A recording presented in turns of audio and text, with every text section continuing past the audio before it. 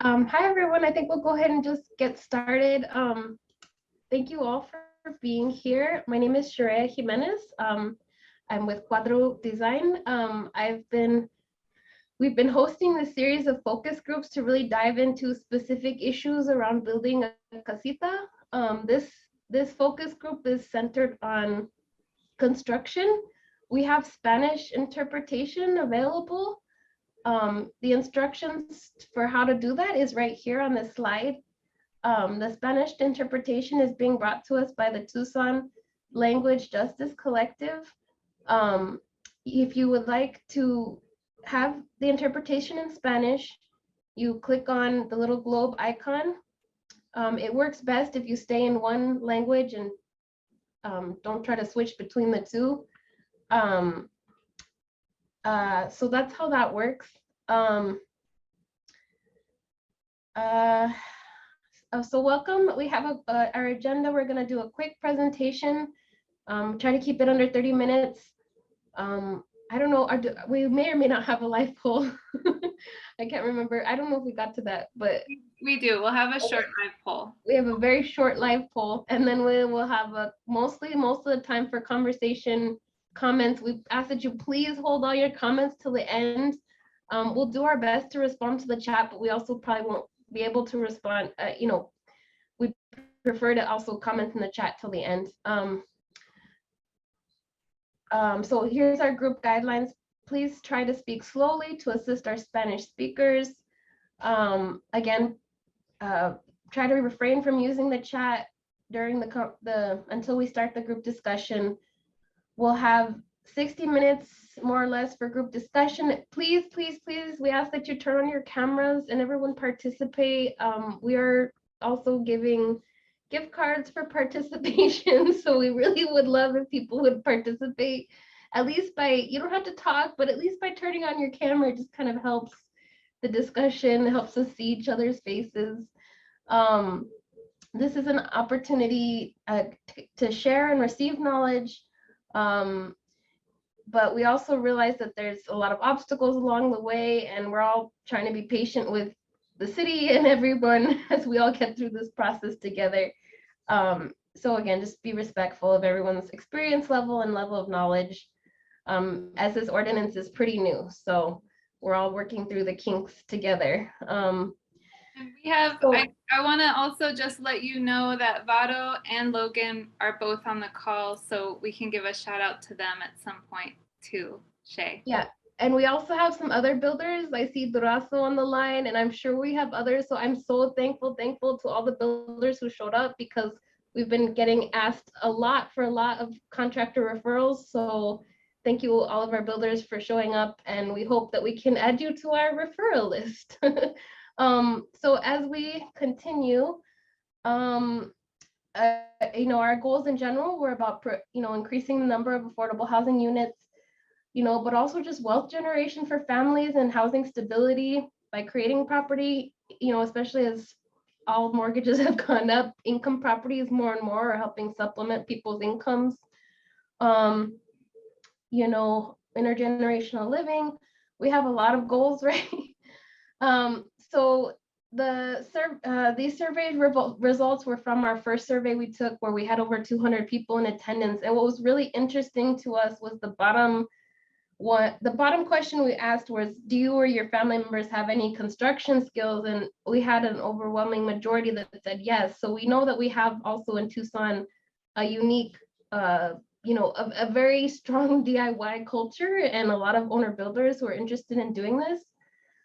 To what degree people are able to take on, different tasks is, I think that's what we know less about, but definitely I think people are down to paint and do finish work and those types of things.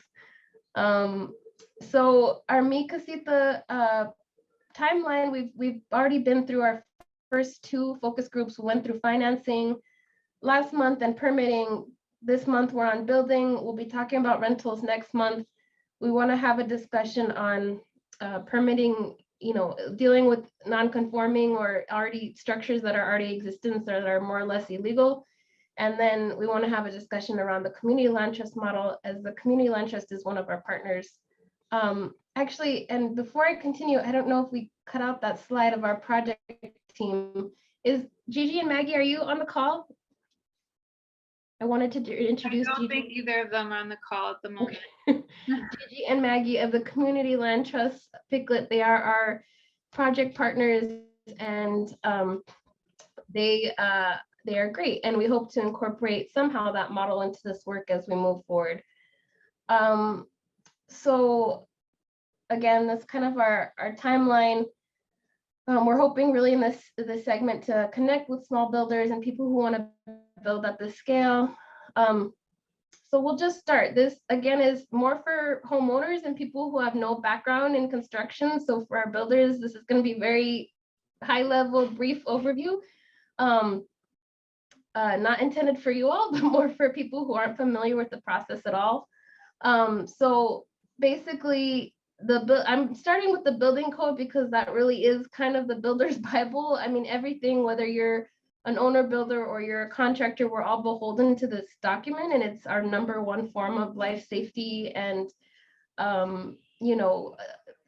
fire, it's really the #1 document we have to hold us all accountable to a minimum kind of quality of building standards. So, in the Tucson region in our jurisdiction, we're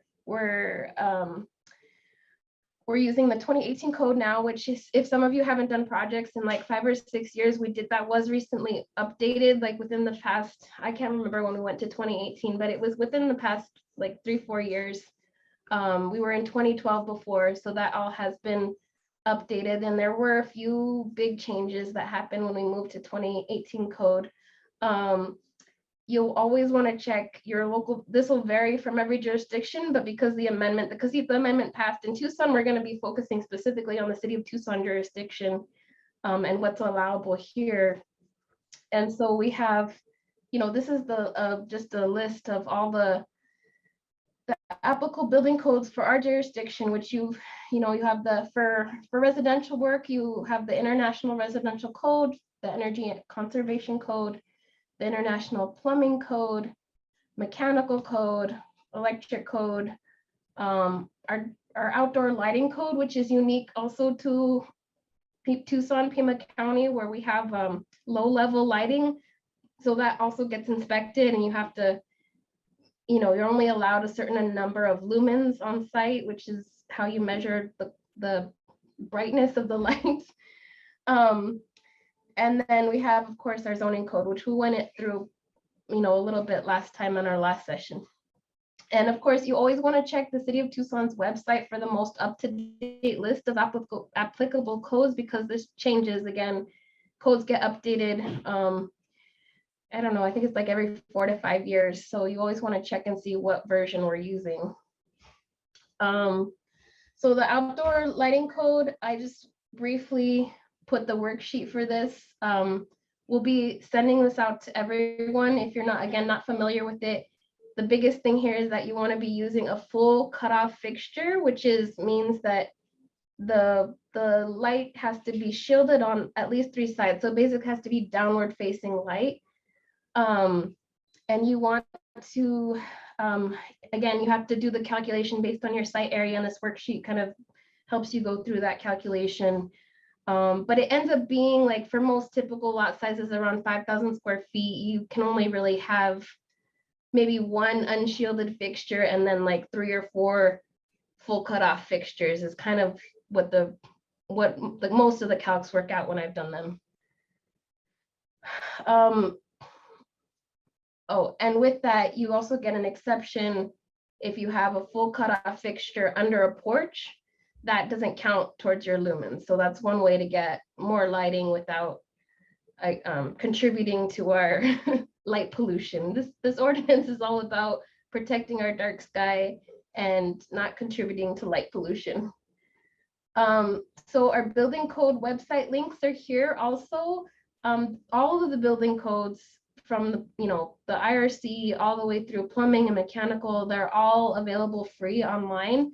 So again, there's no excuse not to know it, not to use it. It's there, it's available, the information's out there. You don't have to buy the $40, $50, $100 version, those books are helpful to have if you, again, are in this industry. It's good to have those resources, but I find myself, I have the book, but I use the online version the most just because it's quickest and easiest to get to. The International Illustrated Code book is really helpful for people who are more visual and who aren't interested in reading as much text. That can be a really helpful companion book.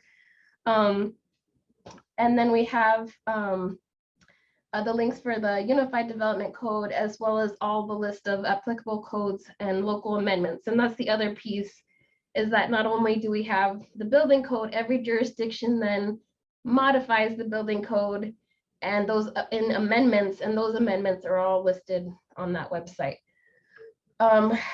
So we're just kind of going to go through this in sequence, more or less of construction, but also, building code. So we kind of go through the phases. You're going to start everything you need to know about with soils and footings and foundations and retaining walls is found in chapter 4. Types of wall construction, all in chapter 6.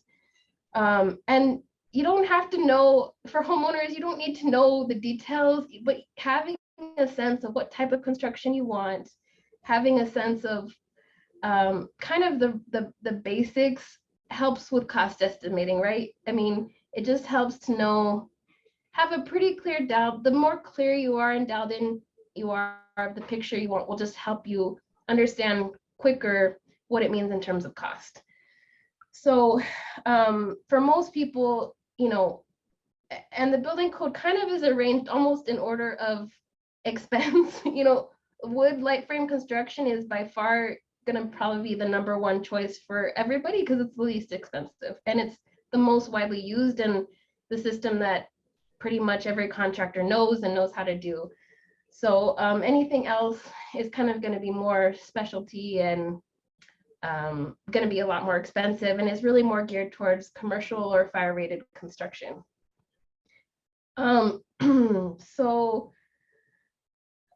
And then we have the appendices, and I wanted to mention these because there are some new updates to the code since 2012. We now have a tiny house appendix, which actually offers some really important relief for the building codes in terms of stairs and ceiling clearances and lofts, and it's really relevant to the casita conversation because a lot of people do want to build under that 400 square feet. And you really do need those extra reliefs to make some of those floor plans work out. We also have in the building code is a section on light straw clay construction, which is exciting because this is a new, at least to our jurisdiction, a newer sustainable solution that's allowable now. And we have straw bale construction also in there. Roof construction, again, you have the option of at least in the residential code of wood or the light frame steel construction. Another really important thing I always ask clients when I'm like looking at, or when they tell me when we're trying to nail in scope is, kind of what type of roof you want. There's so many options available, but really the least expensive is going to be the most simple, right? So the most common in Tucson is going to be either your gable roof, which is like the classic kindergarten drawing roof, or your flat roof or parapet roof in the Southwest parapet, which is the walls come up and just is flat on top and the roof is sitting below. That type of roof. Anything once you start getting into more angles like hips or mansard, it starts getting more expensive, and it's probably not going to be, if you're budget mindful, it's not going to be something you're going to want to do. But every now and then, yeah, I have clients who want to do something super specialty and unique, so then we would start looking at those other options. And then your construction sequencing, again, it's just good to just have a basic understanding so you know what to expect as a homeowner, and what you're up against in terms of your site and everything that's going to happen. You obviously start with your site grading and your excavation, rough in utilities go in, and you especially might want to be kind of mindful of this if you're planning on, again, doing the contracting yourself and you need to schedule and call in inspections, this is all going to be listed in the pro website, but again, more or less, and it's all goes with construction sequencing.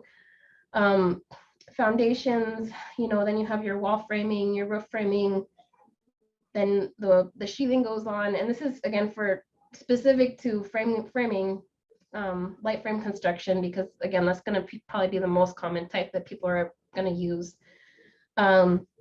Roofing, then what kind of, once the building's more or less dried in, then you start moving to the interior with the rough-in mechanical doors and windows. And once the building's fully roughed in, you can lock everything. That's when you really go into the finishes of drywall and cabinetry and carpets, etc., paint, all that. Inspections, the main point of communication between the builder and the city is going to be the property research online tool. We have the link here, and have a quick just screenshot from a project I have that's open.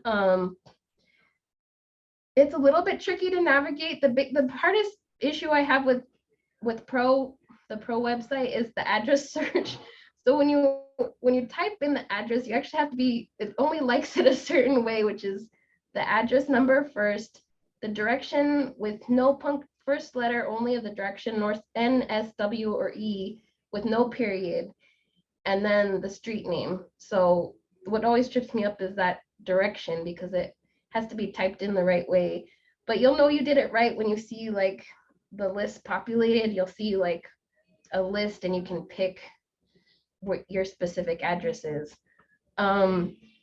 And information on requesting an inspection is here as well, and the number for who to call. And again, this pro website basically tracks the progress of your project. So whether you're a homeowner who wants to check in on how building progress is going, or you are the contractor, or however you decide to do your project, this is how you track the progress with the city. You can see which inspections have been approved, partially approved. That is here in this result column. You can see who the inspector is, and you can see the description of which inspection it is. And then you'll need the inspection number listed here when you call, so they know which type of inspection you're asking for. So all of this is crucial to communicating with the city. The other two documents I have here that I find really helpful for owner builder teams is the owner builder affidavit. This will be required to be submitted with the plans if you are deciding to go that route. So we'll send that copy of that form out as well. And then the other helpful, I forgot to mention this in the permitting video that we had last week, and maybe we'll find a way to add that in later. But the easiest way, especially for accessory structures and stuff that's going in the back of the house, where maybe you already have a pool or you have a tree, or you need some relief with your setbacks, the easiest way to get around, get some setback relief without having to go through a DDO or a very lengthy, which is a very lengthy process, adds about 2 to 3 months to the schedule. If you need to get basically some kind of variance for the setbacks, if you're non-conforming, is to get the neighbor sign off. So you just go talk to your neighbor and say you want to be closer to the property line, like you just need to be 2 feet instead of 7 feet. If your neighbor's okay with it, you can get them to sign this agreement, and then you get that relief for that setback. So this is a really helpful tool that we have that gives us some flexibility without having to go through a much more lengthy process. And it's really, because at the end of the day, I also really feel that, building and construction is a lot about the agreements between neighbors, and you do, regardless, you really do want to check in with your neighbors when you start a construction project. The construction projects tend to kind of, be disruptive to communities, or they can be. Some neighbors find them disruptive. So it's just always a good idea to check in with your neighbors anyways. So, but this sign off is specifically for that. And this is just a template. You could write up your own, but the city has this as an example. And then as far as reducing cost and design, I mean, the biggest thing is to keep it simple, simple roof forms, simple plan geometry. Obviously, the simplest thing to build is a box with 4 corners. You want to try to reduce wasted space in the plan. I mean, this is also really why it's great to bring in a draftsperson or architect, because they really know how to maximize your your square footage and get the most efficiency out of your dollars. Try to avoid specialty or novelty products. I get a lot of people call and ask or tell me, oh, I want to do shipping container construction. Like, I want to, that seems like a really great idea and maybe less and more affordable. But in most cases, unless you're doing all of that work yourself, it's not something that is standardized in the construction industry. It's not a system that people really know how to work with very easily. It's also steel construction, which is more expensive than framing. So if you need to modify it a lot and start adding doors and windows, you're going to have to hire, a welder or somebody who knows how to work with metal, which is more expensive than framing. So, or can be, so it's really not, again, you want to stick with stuff that's allowable in the building code because it's what's legal, it's what people know, and it's the easiest to get through the system. So anything that seems like it's too good to be true probably is. It's just, it really comes down to how many people know the construction methodology and can also build it for you. And the more you limit that pool of people, the more the likely that cost is going to go up. And you want to, try to look for alignments. Naturally, you don't want to design that's going all over the place, and try to design on a construction module, which is typically, every 2 feet, 4 feet, or 8 feet. And then here's a quick sample of an estimate, construction estimate. If you're building your own project, I think it's great to keep a running tab of your costs. We do want to have, as we develop this more, eventually a construction Excel file template for people who are really wanting to be, again, mindful of the costs. And you can do it a few different ways. Sometimes people just put in a fixed rate for the line item. If you get more fancy and technical with it, you can do quantities and units and do it that way. And I've also talked to a few clients who find it really helpful to have a separate project account for, especially, again, if you're going to be spending more than, 50,000, you kind of want to keep track of your budget and not get it mixed in with the groceries and the gas and everything else. And if you're hiring a general contractor, you should ask for an estimate with line items and the scope clearly written down. And again, it's important to, this is to me where the biggest hurdle when you're hiring any kind of contractor is communication, and everyone being super clear about what the scope is, what is and isn't included, and just going through that very, very thoroughly in the beginning before you start the project and during bidding while you're getting bids. And really the best way to do this is to have construction documents, because construction documents really capture the full scope, and that's why they're such detailed and exhaustive drawing sets, because you're really trying to nail in and dial in the scope. So for bigger projects especially, it's really hard to do them and to get good and accurate construction estimating without plans. So with that being said, we'll start the live poll. Great. I will put this link. There's just 4 or 5 questions. It's a brief poll. It's just part of something we're doing for each of these sessions to help give us a little bit more data, a little bit more input. And so, yes, let me type this into the chat for everyone. And yeah, if everyone, it should only take a couple minutes, and then we'll all review the results together. So I'll share my screen shortly, but I'm going to give everyone a minute to get started. let me know in the chat if you're having any issues locating this link. And I saw a question in the chat if from Bill that once you have the plans approved, all the codes will be addressed in these plans. And yes, that's correct. That's again the advantage of submitting your plans to the plans reviewers, is that they're checking your plans against the building code and making sure everything's done safely and correctly. So you don't have to know the building code. You just kind of should have a basic understanding. I think it just helps to be aware of what you're signing up for when you sign up for a construction project. I think sometimes to yeah, it's new, it's different, and not everyone knows what to expect. And I think it helps again just with communication during the project. You know, why is my yard all torn up, and why is that pile of dirt over there? And you know, it's just good to be aware of what you're getting into, because it is especially if you're doing a project, even a small 500 square foot project. You know, it's disruptive. It is. It's, you know, it's gonna be a little bit messy for a while. It's just the construction process, but it's like anything, you know, it's you got to go through it to get to that final finished result. So you know, it's just good to be aware again, especially if you've never done this before, you know, the kind of the sequence and the timeline and what you're going to be up against. Okay, I'm going to begin sharing the poll results.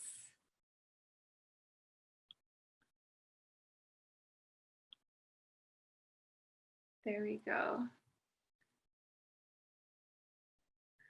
And so it looks like it's kind of split 50, literally 50-50, which is kind of what we've been noticing so far in most of our sessions with those who have experience with construction. Do you anticipate doing some or all of the building yourself? And some are. It's also quite split. So again, I'm glad we are gauging this and know how detailed our resources need to be for those of you. Do you have friends or family members with construction skills that would help you? Yep, split again. Many people do and are planning on that.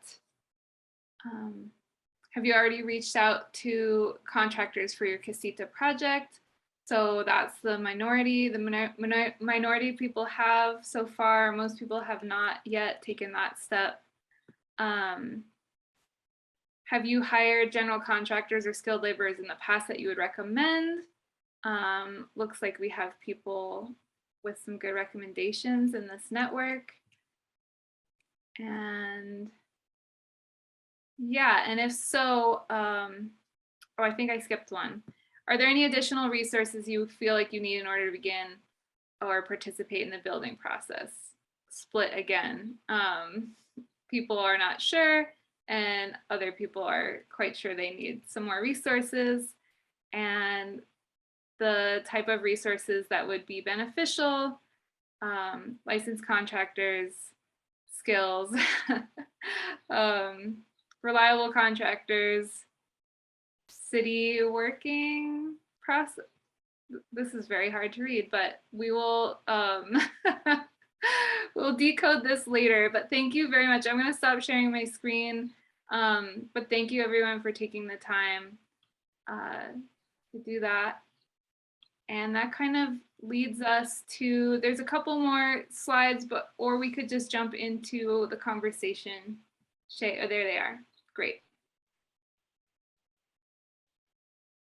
Yeah, that's it. I think we're ready for the conversation. So we just keep it pretty broad and open-ended. We're just asking, you know, about what the barriers you already are facing or maybe facing, and then what resources or, you know, would be helpful, and what insights you can share, especially from people who are in this business. So that's it. Yeah, again, we'd like to keep it pretty open-ended.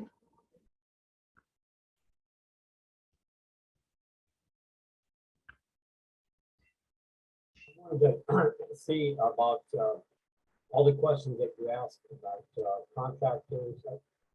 It'd be great to have one booklet or something with all the, you guys have been doing a great job on all these presentations. Maybe creating a booklet with the questions asked and answered. Maybe a glossary of different things, and having a contact list of people in this booklet would be, or some type of pamphlet or 3 or 4 page sheet. I'm not sure exactly how it would be. Hey, Bill. It's We can't hear. We're having trouble hearing you, Always do that. as usual. I have to get a better microphone here. Thank you so much. It would be great to have a one-stop shop with a booklet or a pamphlet or something, information sheet with all these. You guys have been doing a great job on all these presentations, but for all the questions that are asked, all this and answered, and maybe a glossary of terms, and maybe a contact list in this booklet or something like that would be great to start creating. So that once we get done with all of these presentations, people in the future would have, you could just hand them the booklet, and a lot of these questions could be answered, and there might be, there would be a living document that could be updated. It would be great to have. Thank you, Bill. Yeah, that is, we touched upon it in the slide presentation, but what these focus groups are helping us to build out are those kind of resources that will also coordinate with an actual, like, more in-depth session. We're calling it the ADU Escuelita. So yeah, the next phase is building out all of that curriculum and all of those resources based basically on what folks are, how they're responding to these focus groups, what they're bringing up in these conversations. So we will definitely make a note of that. And yeah, I think that's on our radar for sure. Thank you. I just wanted to jump in really quick. I'm very guilty of this, but our interpreters are asking everyone to speak a little slower. I'm very guilty of not doing that. All right, thank you. I also quickly wanted to ask all of our builders who are here on the call, can you please put your contact information in the chat? And if you're not comfortable with that, email us directly, especially if you're comfortable with being a referral for future projects. We would just, again, love to have a list. It's one of the items we've been asked for a lot, is a list of reputable contractors and contractor referrals. Vado?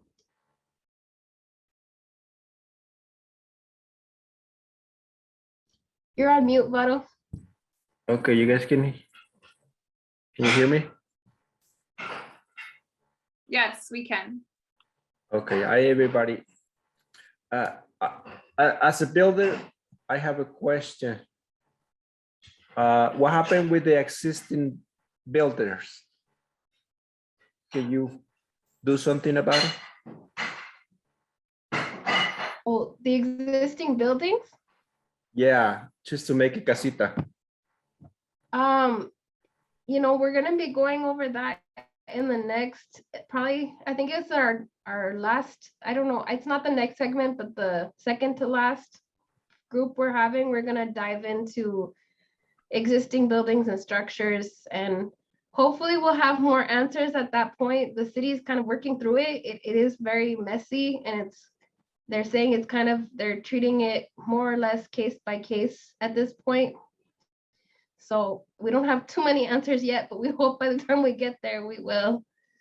Yeah, I'm sorry, I don't have more information at this time. But Vado, do you mean pre-existing casitos, or do you mean like pre-existing structures like sheds or garages? Garages and sheds, because that's what people wants to do. They want to convert those into casita.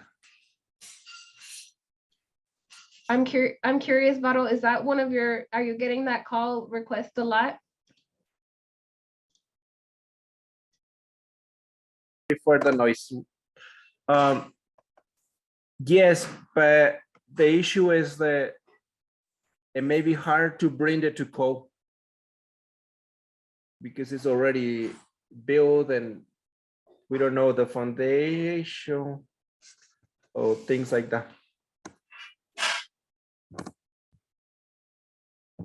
Yeah, yeah, I don't think the city has a good, I mean, they don't currently have a good process for that. I mean, it happens all the time. I was just on another project where it was, the structure's there, it was built, it's been built already, and there was never permitted. So what do you do, you know, to add on or modify that after the fact? There's not a very good process.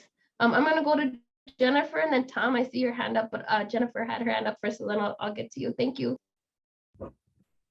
Hi, everybody. My name is Jennifer. I actually work for the city of Flagstaff, the housing department here.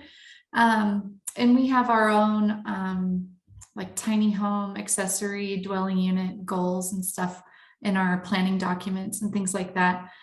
I'm wondering, and I'm sorry if you already got into this earlier in another meeting, or even if you mentioned it today. Do you guys have pre-approved plans that the city would just to kind of reduce costs for people who want to build? This would only apply to brand new structures. I just don't know if that was mentioned already, if you've looked into that, just to help people get a cheaper set of plans that they don't have to go to an architect and have something custom drawn up. It's an idea we've heard of in a lot of other places. You probably have too. Yeah, just wondering what you think about that. Thank you so much, Jennifer, for being on the call. We appreciate it. Yeah, yes, we are looking at that.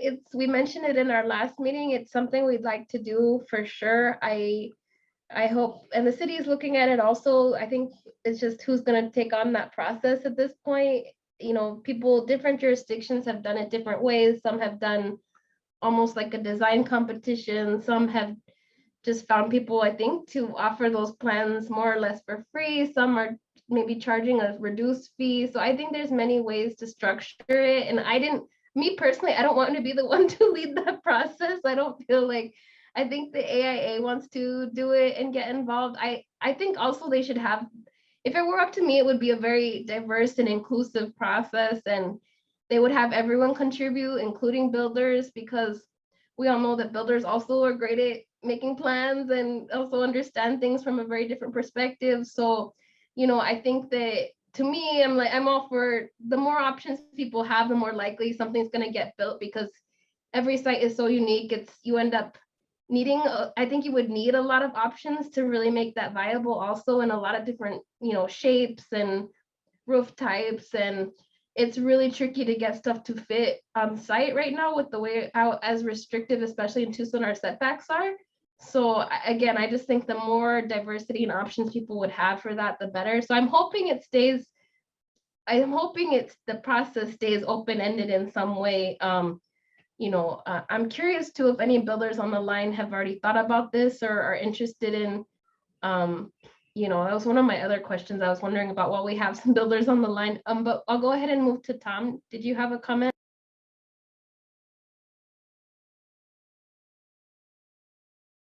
You're on mute, Tom.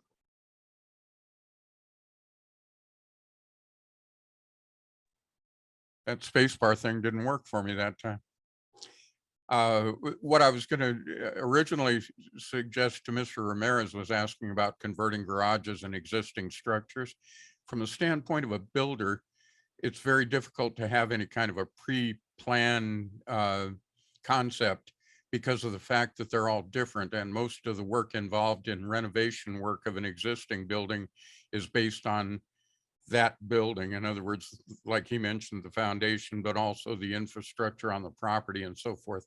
So generally that work starts with a custom, what we call an as-built drawing, and you go from there to lay out a site plan and work from there to the utilities and so forth. So that's not quite as simple as building an ADU from the ground up. We've created a few floor plans, and they're all designed just based on different sizes and shapes, rectangles and squares with square footage up to, I think I don't remember offhand. I think the largest one we tried to pre-do was in the 900 square foot range. And one of the things that builders run across, there are a lot of things that I'd like to communicate. And if I was a 17-year-old computer guy, I would have a website that had all the information anybody ever asked about, and they could skip right through it. It's just I can either choose to do that or get up in the morning and go to work. So the information is kind of hard to come by. The lady from Flagstaff's talking about pre-plans. A lot of the cities in California that are encouraging ADUs now do offer plans that people can go look at and take right offline. If you were going to build something as complicated as they would require it in California, that'd be a great place to start, or at least look around and get familiar with what people are doing in other areas. Fortunately, in Tucson, we live simpler lives in that respect. And if you can just draw a good sketch and get it to the building department, they're very helpful with doing everything. You need to still have an as-built site plan for your location, and make sure that you're in compliance with the rest of the requirements. But even if you take in a hand sketch, they'll spend just a crazy amount of time with you trying to help you get it what you need to go forward with it.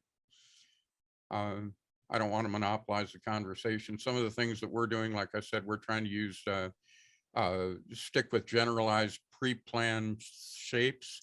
One of the things that we're able to do that I think will be important to people, if people have equity in a property, we can also finance construction on an ADU, which could help a lot of people. If they own a house and they don't have the money to build an ADU, but they want another rental property, they'll probably have kind of the same gain as if they were flipping houses based on buying and selling and holding houses for rent. So that's all I know. Thank you, Tom. That was a lot. That was awesome. And will you please put your contact information in the chat or share with us also? Because again, that's going to be such a helpful resource. And I would love to be able to direct people. We would love to direct people to those plans you've already done and have them be shared with the community. So I appreciate that. And also, even if they don't, we are a construction company, we're a builder. Of course, we appreciate referrals. But anytime somebody wants to talk about an ADU, we'll be happy to have the conversation, whether they're in a position to do something right away or not. My contact information is on the chat. It's Current Sources LLC. We're a residential and light commercial contractor in Arizona. Been at it for longer than I care to think about. And I've got COPD, so I don't actually get out the tools anymore. All I want to build right now at this point is ADUs, because they're small projects and easy to manage. And I think they're going to be a lot of fun. I think they're going to bring a lot of good stuff to Tucson and to the people that are able to participate in it. Thank you, Tom. I just wanted to say that everyone who's shared their contacts in the chat, when I do a follow-up email to all the participants, I'm going to include all of this information so it won't be lost. Everyone can retain all of that. And Shay, I wanted to refer one question to you that's been in the chat, and Carlos Flores asked it. He asked if I need to. res check was required. Yes. Yes. Yes. So that's for primarily for your AC system. So if you were going to go with the ducted system, yes. But if you're going to do a mini split, which most of these projects are small enough that you'll be using a mini split, you don't need a res check if you're doing a mini split system. So I've never had to. I've submitted, actually all the casitas I've submitted so far have been when you're under 500, I'd say 500 square feet, you can pretty much get away with that. Once you have an open studio floor plan and everything's kind of open, but once you start having bedrooms and multiple rooms divided up, then you're going to want to go with the conventional ducted system. And in that case, you would need the res check. But if you just have a very small open floor plan studio and not a lot of walls and the airflow is going to be really, good enough, then yeah, you can get away with, so which is helpful, right? If you're again planning on doing your own plans, and it's just one less step you have to do. So that is a helpful workaround too. Or you have an existing, mini splits are great for additions because you don't have to again plan and coordinate ducts and tie into your existing system. It can really just be its own separate thing. Brian, and then I'm not sure who was first, Brian or Bill. Yeah, I just wanted to, so we've talked before about, the difference between sleeping quarters and an ADU, namely the kind of different tied-in utilities and the kitchen. But I just, again, wanted to kind of circle back to that and ask, when it comes to construction, what kind of steps can be taken to make it easier to possibly convert a sleeping quarters into an ADU down the line? Yeah, that's pretty much it.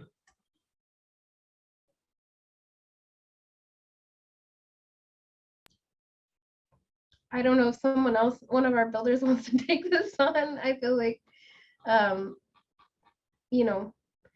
question is, so if you're doing a sleeping quarters where you don't really, to me, the only difference between the sleeping quarters and the ADU is the full kitchen. So in every other sense, though, they're very similar. I mean, I think in general, though, to me, the difference is, so you'll have a slightly bigger, basically electrical load. If you're doing the casita, or I mean, if you're doing the ADU versus the sleeping quarters, so you'll probably want to upsize your electrical panel. I think it's difficult. Again, it's all kind of comes down to square footage again, and there's calcs you have to do, again, based on the square footage for the electrical load as well. So it's hard for me to say off the cuff, but more or less, if you're doing the way it's worked out so far, roughly for me, is anything kind of, again, under like 600, 500 square feet, you can pretty safely get away with a 100 amp panel. But once you start getting bigger than like, when you're in the range of like 600 to 1,000 square feet, you're going to want to upsize to that 200 amp panel, especially because of because now that with this this solar charging, EV charging requirement, you have to have enough draw to power a lot more things, and especially with considering that in the future, everything's kind of moving towards all electric as well. It's probably better to upsize your panel than not. I'd say that's probably one of the biggest differences. Just to be safe, maybe go with that, again, just that bigger panel. For very small projects, you can get away with like a 60 amp, but you're like looking at really tiny projects, like less than maybe 300 square feet. So, Thanks for all of that. It's super helpful. I think another, just like another part of that, I think the biggest thing in my mind about the conversion is kind of the utilities going from, just tying into the main structure versus a separate meter and stuff. And so I guess I just I don't have an idea of how difficult it is to switch between those two kind of thing. So that's mostly what I'm asking about. But yeah, so thank you. If I could jump in there, because I'm right in the middle of doing it. So what I did, Brian, and everybody, I kind of dovetailed up right to what I was talking about. I have two sets of plans. I have a plan set for my sleeping quarters, which is what I'm working with right now. Everything that I need to, so essentially I have a kitchenette. You have a single basin, sink, and under the counter refrigerator. And you have so much foot of counter space. Everything else that I need to make into a full kitchen is going to be inside the walls, ready to go. But I will never do that until they change. We get these ordinances changed, because I cannot. The reason I'm not doing the full kitchen is because I can't afford to do everything that the city's asking for right now. So maybe after these ladies do all their hard work and we get the city to change this ordinance so that it's more friendly for people to build these ADUs and without all the huge costs. I won't be changing into a full kitchen. I won't be getting permitted for that until they do change that. So I won't be doing I'm not paying for those costs right now. And just like, so essentially nothing has really changed for that type of person that's doing it, I don't think. And my question was gonna be, if in each one of these also, if we could get a hand raise of how many people have participated in all these, because there's so many questions that have been asked before that we might be talking about, because every person on these calls can be an advocate to petition the city or to speak up about getting things changed. Because right now, as it is, like we talked about in other discussions, the city is not, we're gonna have to work and work and work to get things changed for the ADU. So it'd be great to know how many people in this conversation have been in these, and if not, maybe do a short little thing about the history of the ADU. Because I know Brian's been here before, and I see a few other people I recognize, other people I don't, so they might not know all the work you guys have been doing to advocate for us, and what the city did, and then what they didn't do or what they changed in this process. Thank you, Bill. Yeah, we can definitely do a recap. I'm especially interested in the folks from Flagstaff, what their experience has been with their ADU ordinance, but we should get to maybe Logan's question first, and then I can do a recap. Okay, one thing, Brian, that I've come into hindrance with of converting like what is, someone's sort of forgotten quarter of the house to turn that into its own little apartment is putting the exterior door in. A lot of houses here, the bricks are over 100 years old, some of them, and that turns into, like, from a homeowner can put the door in just watching some YouTubes and getting some neighbors help to like, wow, this is an old brick wall. I gotta call Tom Stevens. I don't know what to do. That was a problem I came into pretty recently.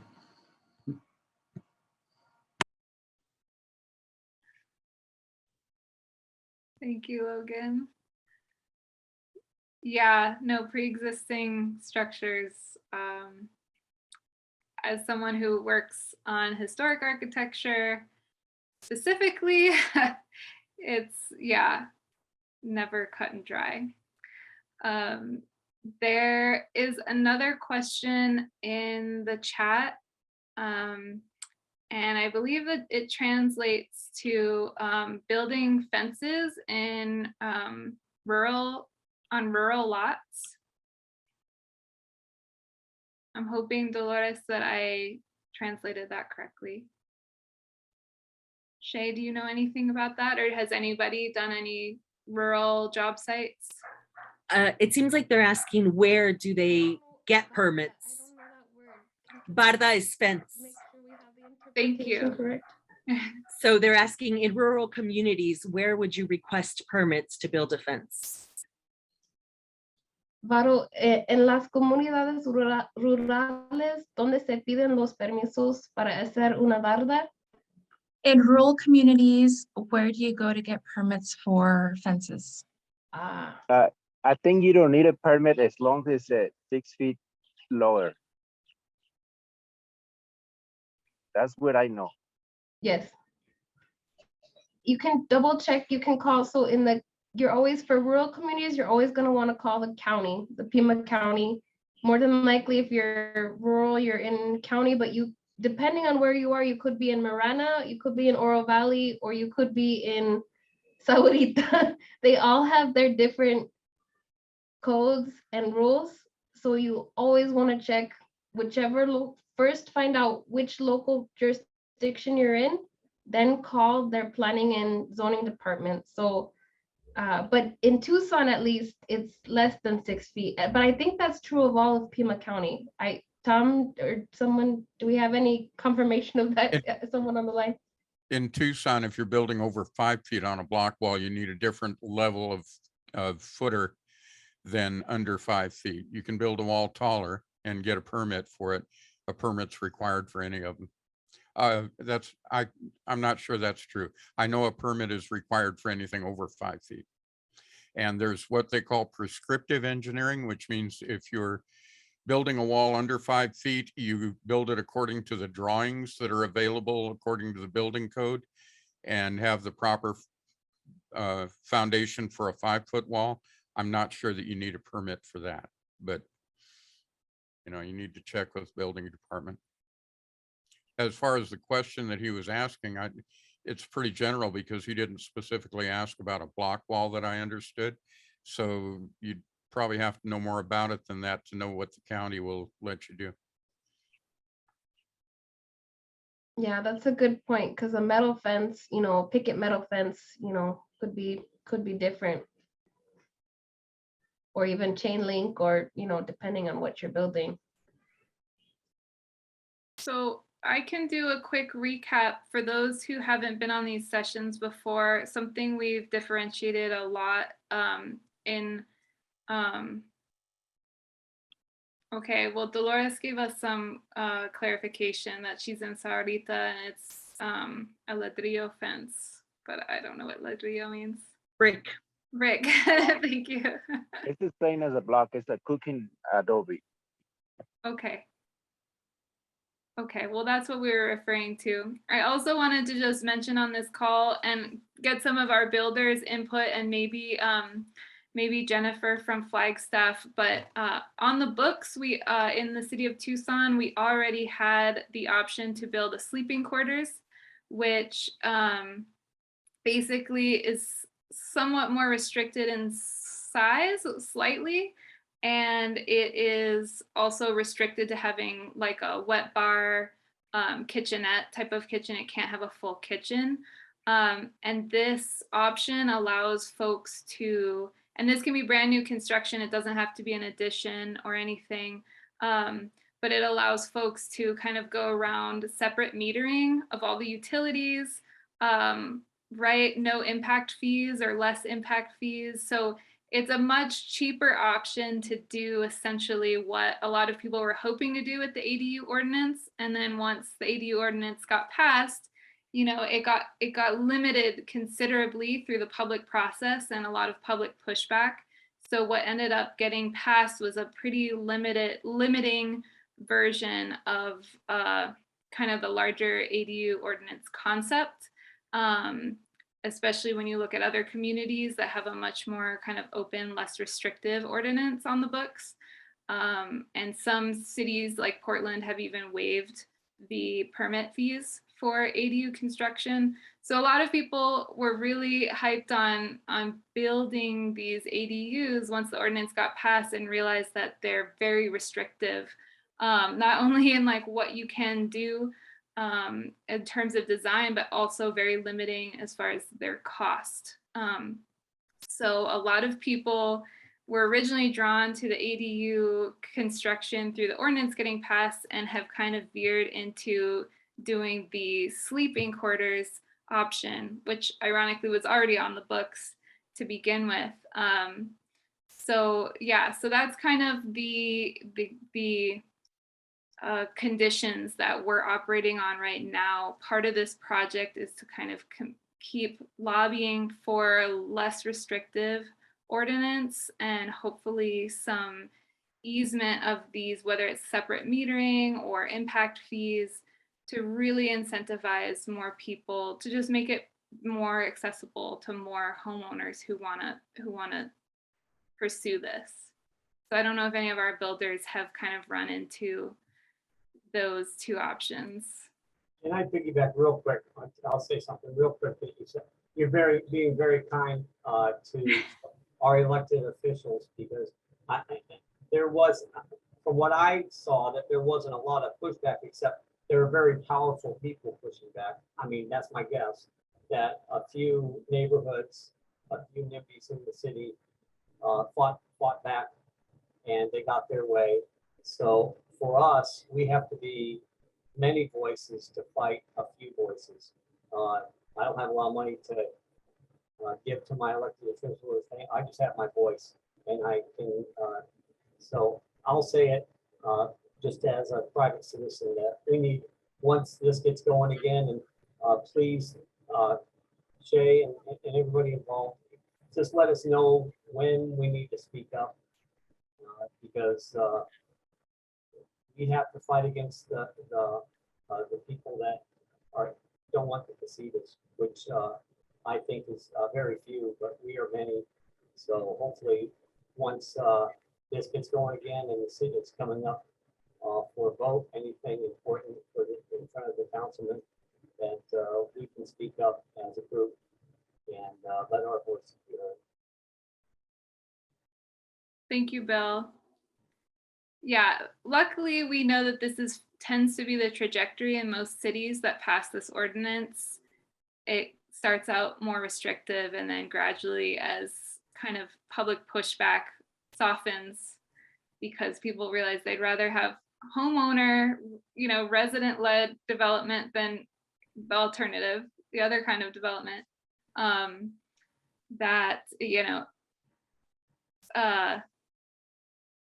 I lost my train of thought, but you know what I was saying, that it's a long game is what I'm trying to say. Yeah. Josefina, did you have a question? I saw. Yes, just by hearing what's been said, I was thinking similar too, because there's a sunset clause on the casitas, right? So how long is that from now?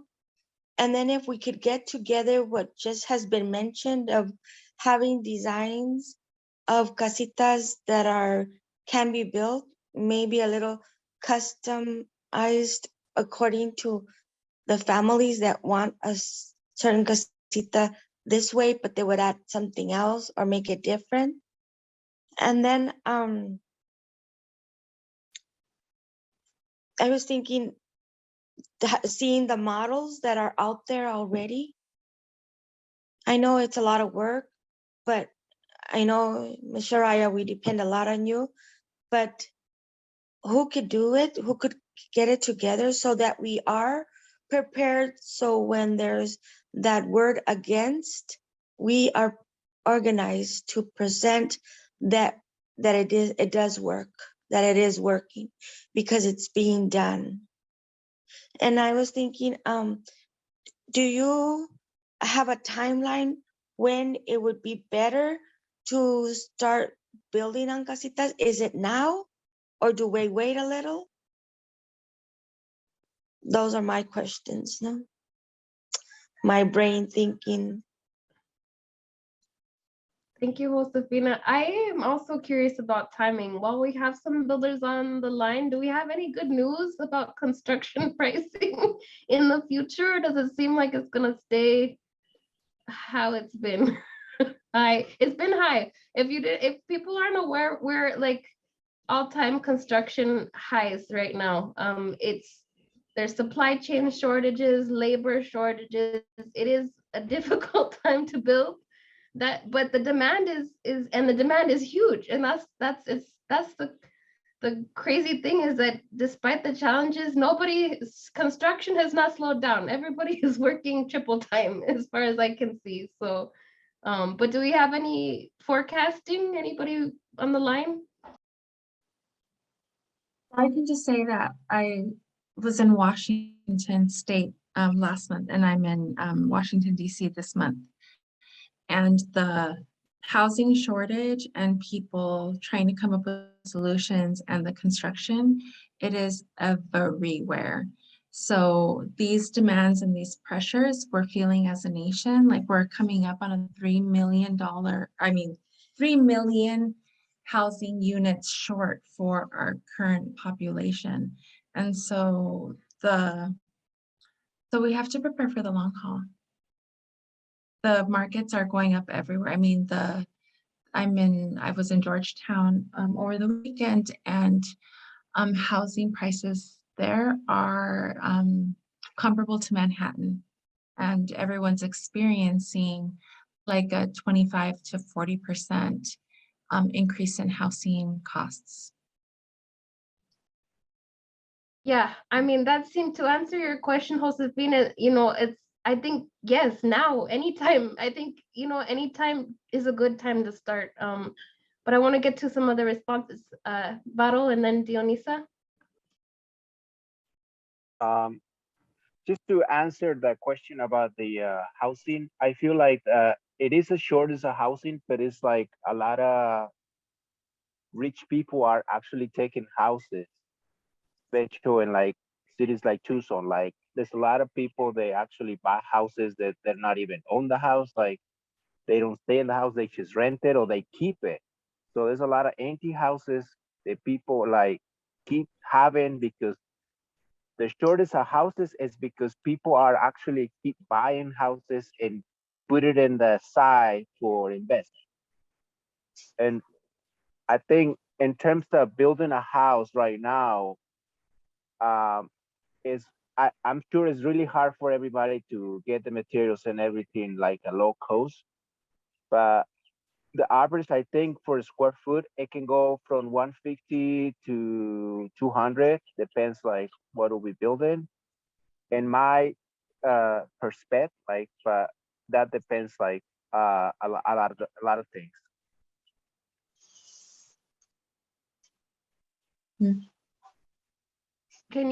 What do you recommend, Varo, for clients to keep the cost low? Helping, I mean, like a lot of the times when I'm building something, building is easy. It's like the structural build is like it can go really fast, but the details, like the drywall, the mat, the plaster, all the doors, windows, trim, tile, all those little things can add a lot to the build, to the cost. So like things that the owner can build, or maybe the things that he may be willing to participate, it helps definitely with we build something, when we build something. Thank you, Varo. Sorry, I'm gonna get to the other questions, but I have just to add on that too. We can get back to this, but I've been wondering if contractors also on the line would be willing to do, one idea that's come up to me is like shell pricing, where maybe you have a price just to build the shell and then the owner builder can finish all the interior themselves. Is that something people on the line would be interested in doing? Or maybe there's a way that it could be marketed, in a way, so that we all understand what that means when you say shell price, and the scope is again very set and clear. And to me, the shell would be taking everything up from, rough, all your excavation, foundation, walls, roof, dry in, basically getting the building more or less dried in, and then you kind of hand off, and there's like a handoff at that point to the homeowner.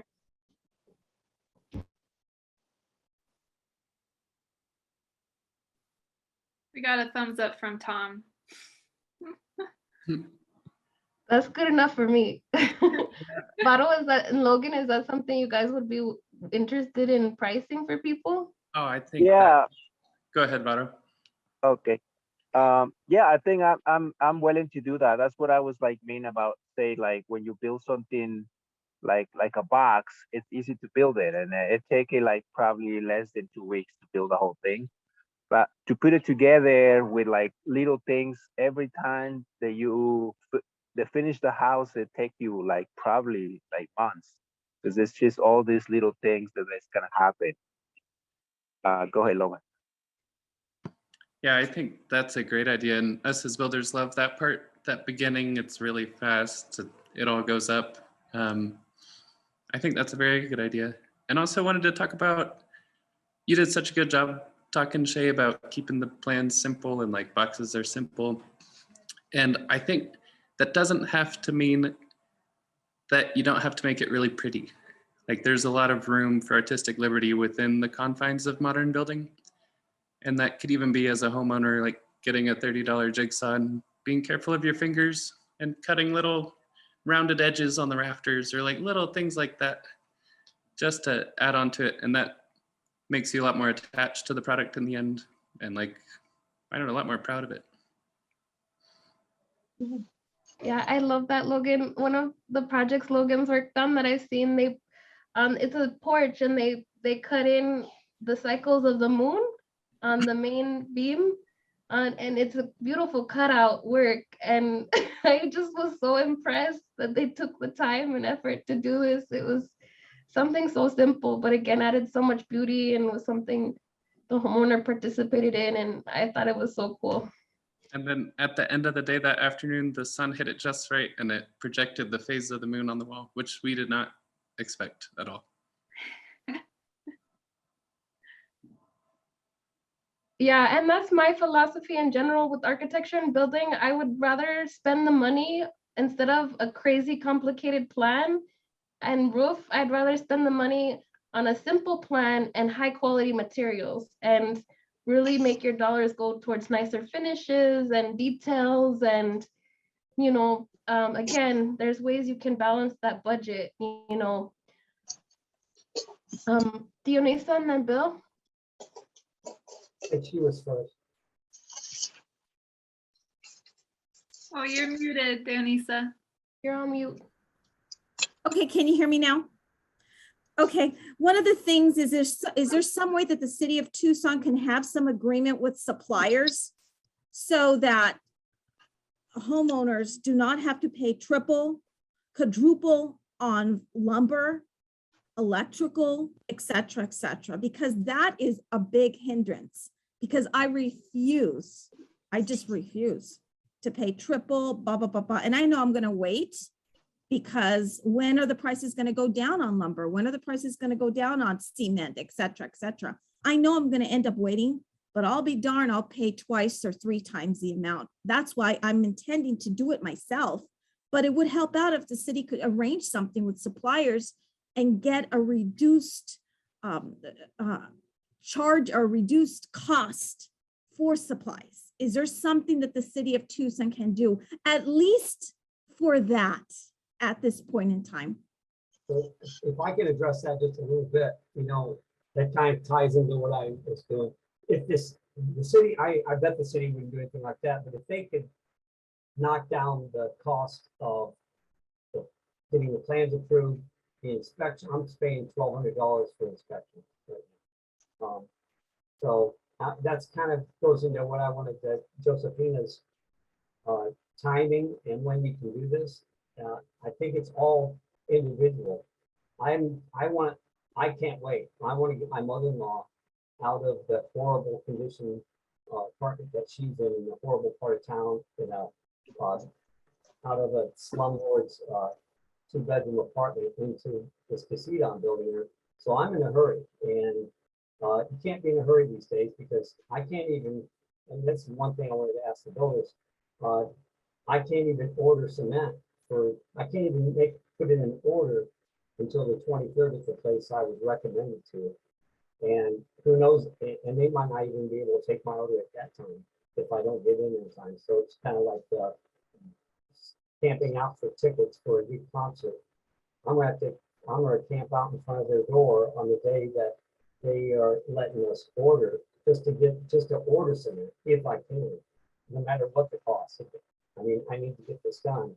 So I think it's just for Josefina's question, I think it's on an individual basis. If you're trying to move in your 80-year-old mother or mother-in-law into a casita, you can't wait. You want to try to get it done now. If you can, and we touched upon this in previous calls, where if you can order supplies now, like I'm sure builders have been doing this, where you order the cabinets now, you know you can have them built because you're going to wait on those. So start spending, you know, buy things now and wait for it, because if you wait until you need it, you're going to be waiting a lot longer. So again, to do this build, I think it's up to the individual. When do you need this done? And the money that you spend now, if you're renting it, rents are up. So you're going to be making money back if you wait a couple of years to get this done.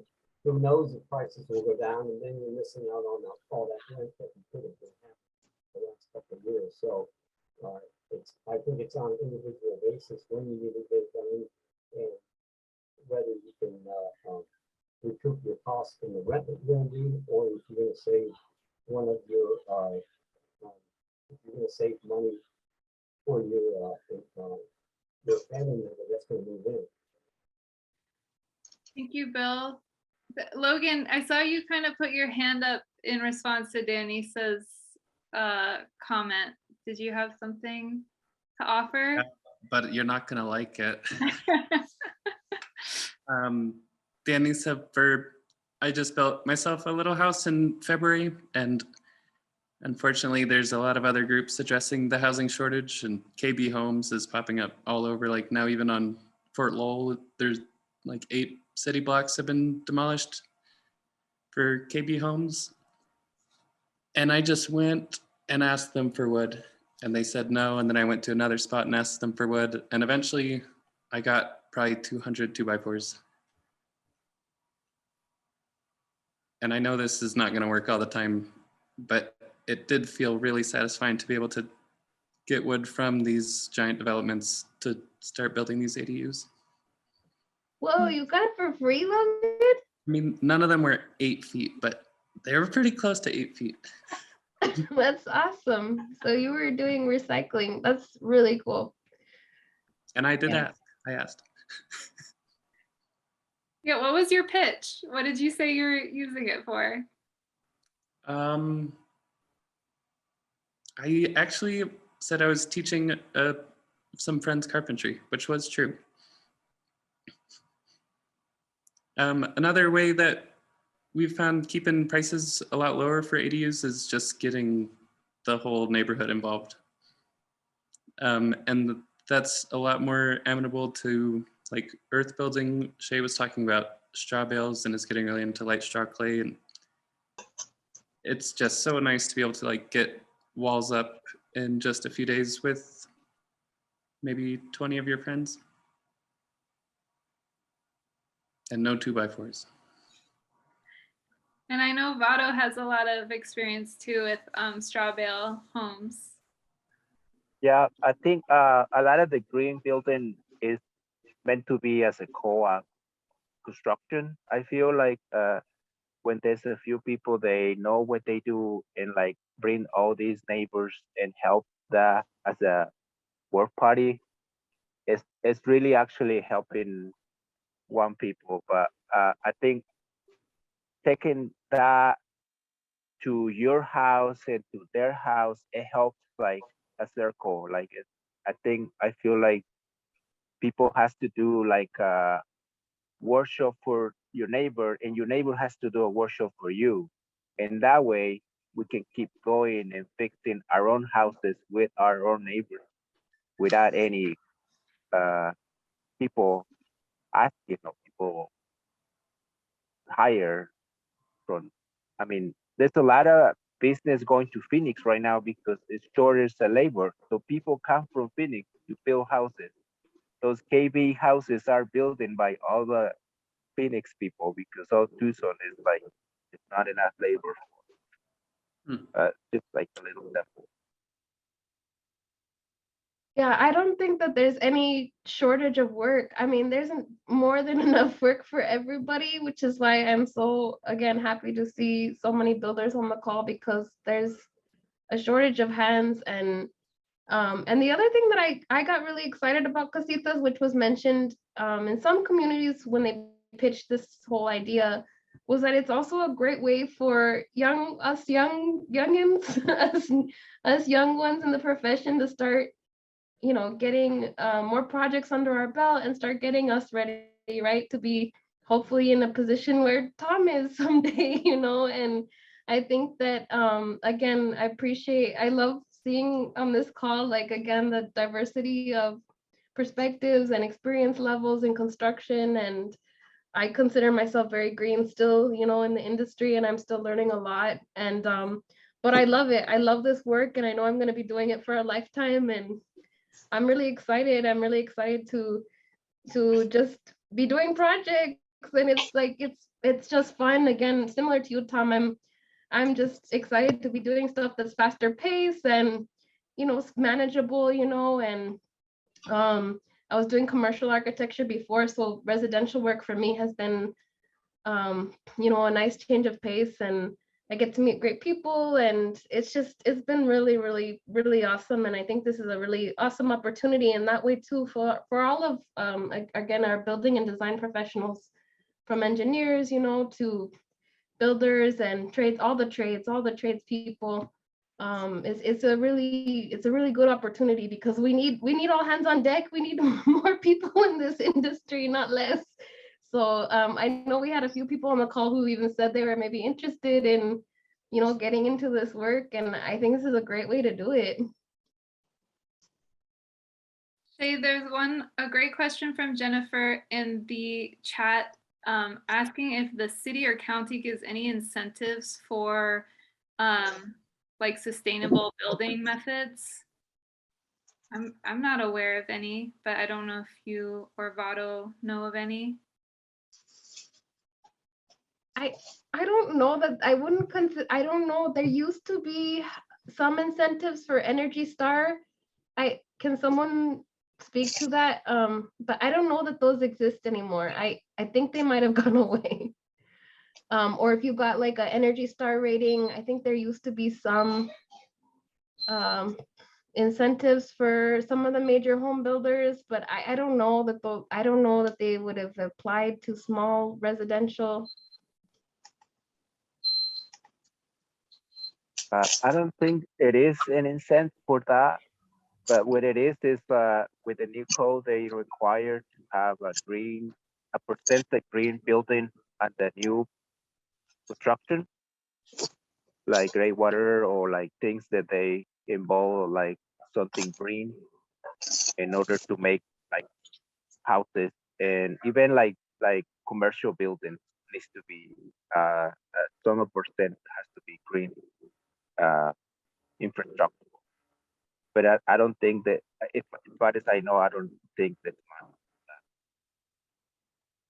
Yeah, that's what I'm familiar with too at the residential level. It's not really an incentive, it's a requirement.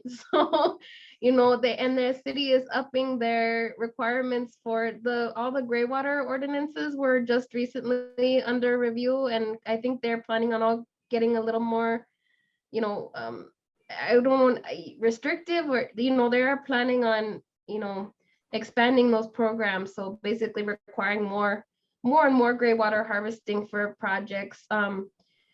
You know, obviously we're in a desert, and we, you know, I think that's just the reality of where we're headed. But it's not really an incentive. I mean, and you know, I mean, it adds some cost, but when you look at, you know, plumbing, you know, it's not one of the more expensive. You're adding some extra piping, so it's going to be more expensive, but not more expensive by a lot. So it's a pretty, you know, cost benefit wise, it's probably a bigger benefit than the cost long term. But you know, there's not really there's no like, and then the city has the rebate program for gray water infrastructure where you can get up to $2,500 matched up to $5,000 for adding like cisterns, and, you know, but that's the only incentive program that I know of that exists for homeowners. And there's a bunch of groups, nonprofit groups, who all can walk you through that process and help you get those rebates, and even potentially do the work, help you do the work.